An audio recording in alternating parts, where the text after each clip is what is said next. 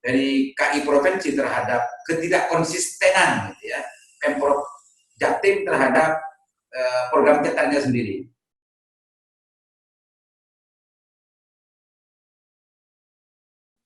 Assalamualaikum warahmatullahi wabarakatuh. Kembali berjumpa dengan saya Ariman Haris di acara Sandasan. Kali ini kita Zoom dengan saudara saya, sahabat saya, Fitra Jawa Timur yang aktif di bidang keterbukaan informasi publik, aktif di bidang keterbukaan anggaran ya, di pasnya.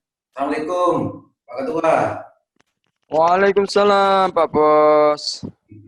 Gimana kabarnya ini? Lagi keliling-keliling, keliling Jawa Alhamdulillah. Timur. Sehat-sehat, Pak Bos. Pak Ketua, akhir-akhir ini itu saya dengar ada Permen 70 tentang masalah SIPD. Pak Ketua mengikuti itu ya? Ya. Gimana itu Pak Ketua sebetulnya di Jawa Timur? Kan Pak Ketua lebih yang megang Jawa Timur kan Pak Ketua Fitra ini, Pak Daklan ini. Gimana? Yang pegang Jawa Timur ya, Bu Kofifa lah. Oh ya, kalau Pemprovnya iya, kalau urusan transparansinya kan yang sering yang legitimate lah bicarakan masalah transparansi Jawa Timur kan Bang Daklan. Gimana Bang Daklan tentang masalah Permen 70? Ya, jadi kalau kita lihat perkembangan transparansi atau inisiatif model informasi pembangunan di daerah, sebenarnya di beberapa daerah, misalnya di beberapa kabupaten kota itu sudah mulai menginisiasi terkait dengan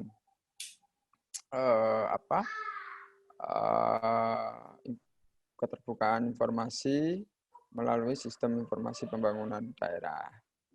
Nah, misalnya sudah banyak Pemda itu yang membuat dashboard sebagai bentuk keterbukaan informasi. Di situ dashboard itu menampilkan informasi data perencanaan pembangunan, data anggaran gitu ya, yang itu juga bisa diakses oleh publik gitu.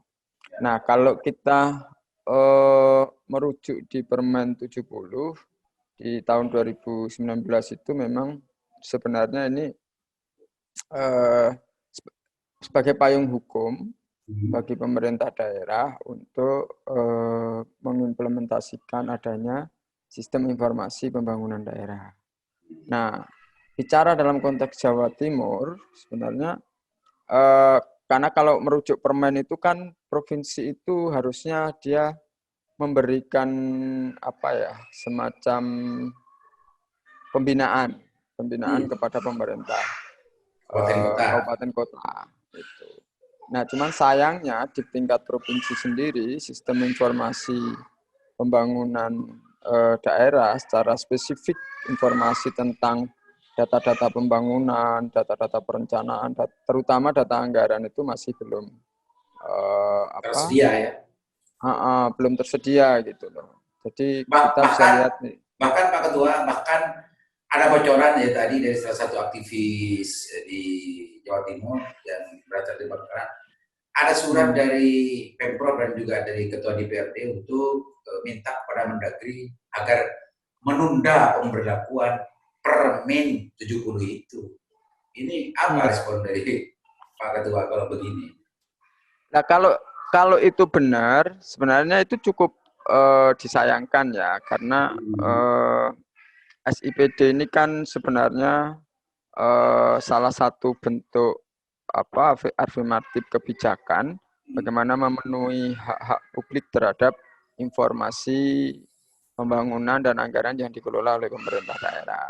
Gitu. Nah, jadi kita cukup menyayangkan itu dan saya kira Mendagri tidak ada alasan kemudian untuk memaklumi dan menerima permohonan itu ya. Untuk memberi kelonggaran itu. Karena apalagi, ini kan apalagi Pak Ketua, apalagi kalau di Jawa Timur Bu Kofifa kan waktu kampanye bahkan sampai akhir-akhir ini kan sering juga menjelaskan tentang masalah program cetarnya itu. Tanpa itu sebetulnya untuk memenuhi hak publik mestinya itu kan sudah penghijauan tahanan, perwujudan dari cetarnya sendiri sebetulnya. Kenapa sekarang kok justru minta ditunda, ya ada apa kira-kira?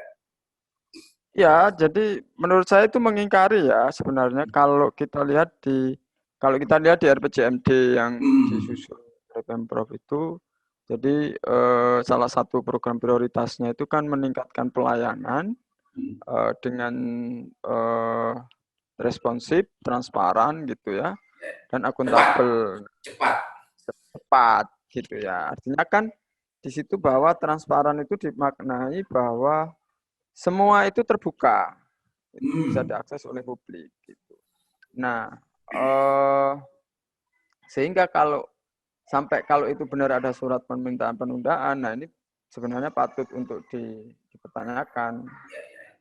Justru yang minta ini salah satunya katanya informasi ya yang saya dapatkan tadi itu dan ditandatangani juga oleh Ketua DPR sebetulnya. Iya. Ini saya belum tahu itu ya. Pak Ketua, berarti ini salah satu indikator menurut kacamata dan juga menurut Pak Ketua Fitra Jawa Timur, salah satu bentuk pengingkaran terhadap visi misinya sendiri ya, Bu Hovifah kalau begitu ya, Bu Gubernur. Iya, artinya begini, enggak ada ketidakkonsistenan ya antara apa yang menjadi visi misi. Karena di situ cukup jelas bagaimana isu tata kelola yang transparan, partisipatif, ya, itu menjadi salah satu hal yang mau ditonjolkan di dalam visi misi di dalam RPJMD itu. Nah, karena sampai hari ini pun publik kesulitan untuk mengakses misalnya dokumen APBD dan lain sebagainya. Padahal di daerah lain sudah, kalau Jawa Barat itu sudah sampai detail gitu. Bahkan sekarang di desa sudah ada SID, Pak Ketua sebetulnya. Sudah ada sistem informasi desa di desa sebetulnya. Iya, jadi kalau di Kemendesa itu kan sudah ada sistem informasi desa. Jadi sebenarnya begini loh, ini kan soal komitmen ya, soal komitmen yang sekali lagi butuh butuh push dari semua pihak itu loh. Itu baik itu terutama sebenarnya DPRD, kelompok masyarakat sipil gitu ya. Karena kita juga seringkali juga menekan pemerintah provinsi untuk bagaimana. Karena ini kan era-era keterbukaan ya, apalagi dengan perubahan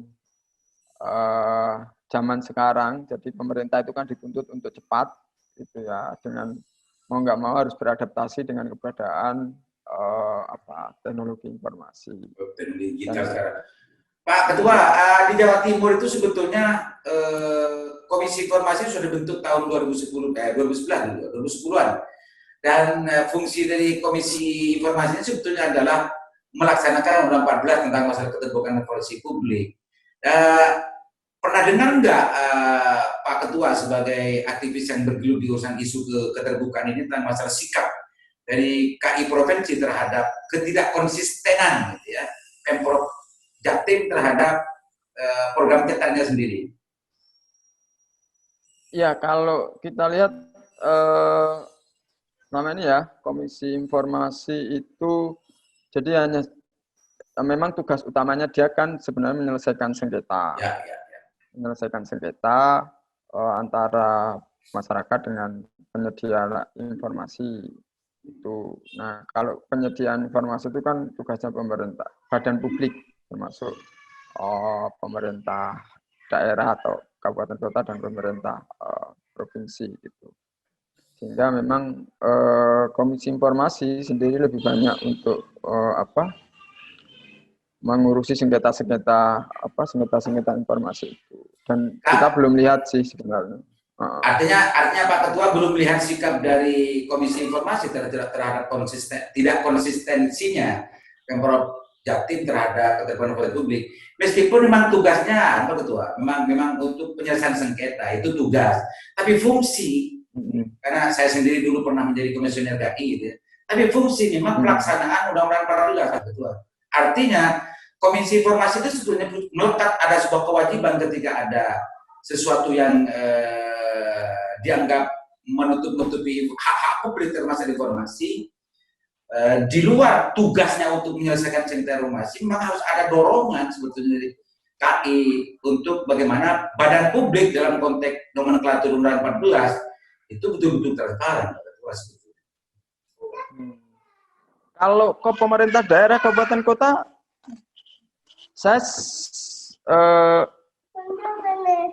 pernah ya menjumpai pemerintah Komisi Informasi melakukan asistensi kepada pemerintah kabupaten kota terkait dengan bagaimana penyediaan terutama penguatan badan publik gitu. Penguatan badan publik, PPID, Pejabat Pengelola Informasi dan Dokumentasi. Betul. Jadi penguatan PPID di badan-badan publik itu untuk bagaimana menyediakan informasi publik yang bisa diakses. Bahkan KI pernah ini kan sebenarnya merilis melakukan indeks atau survei badan-badan publik yang paling transparan gitu. Nah, cuman kalau ini yang jadi problem juga ya, artinya bahwa kayak seperti inspektorat begitulah kira-kira. Jadi misalnya karena kan mau nggak mau pendanaan Komisi Informasi itu kan dari APBD provinsi. Ya, ini juga menjadi ada konflik interest itu ya. Nah, konflik kepentingannya cukup tinggi gitu, sehingga seakan Komisi Informasi tidak berani terlalu jauh gitu untuk memberikan advice dan lain sebagainya.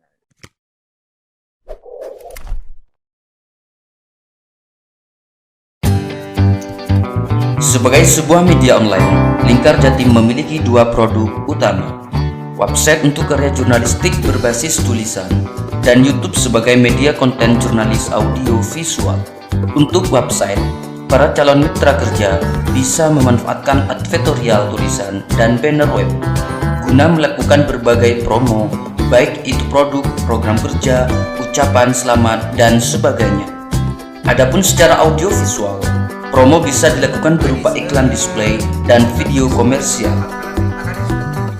Silakan saksikan video komersial berikut ini. Berminat bekerja sama, silakan hubungi admin kami di nomor 0856 4813 5739.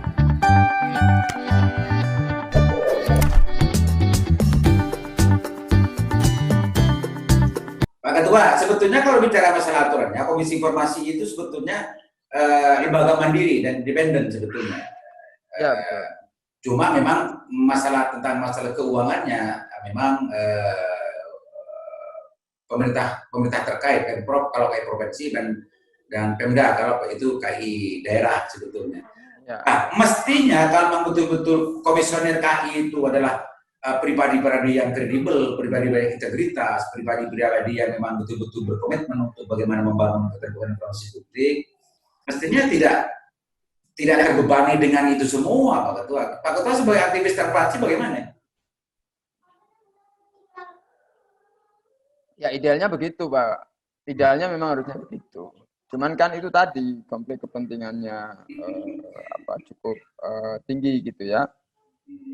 Terkait dengan itu, meskipun sebenarnya KI kan juga dipilih oleh dua pihak ya, antara eksekutif dan pemilihannya kan lewat DPRD juga gitu. Iya, komisi. Ya idealnya memang begitu gitu. Tapi kan begitu nanti kritis ke Pemprovnya kan anggarannya bisa saja. Anggarannya bisa.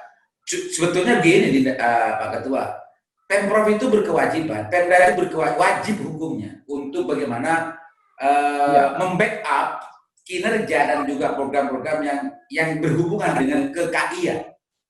Nah, cuma memang ini problemnya di mental ya sebetulnya. Kalau bicara mandatorinya iya, mandatorinya iya gitu. Tapi kan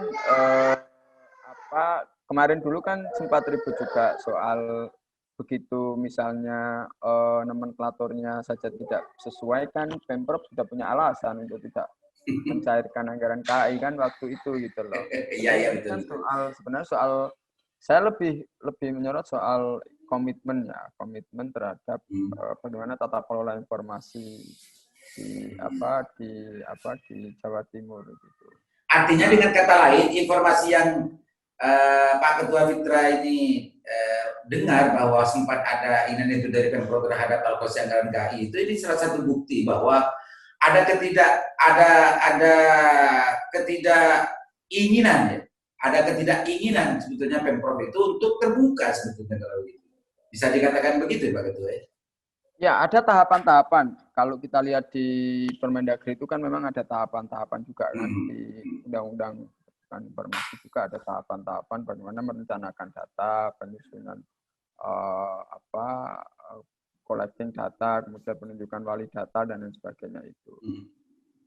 Nah, yang lebih penting sebenarnya satu catatan saya itu soal komitmen, yang kedua harus ada reward and punishment.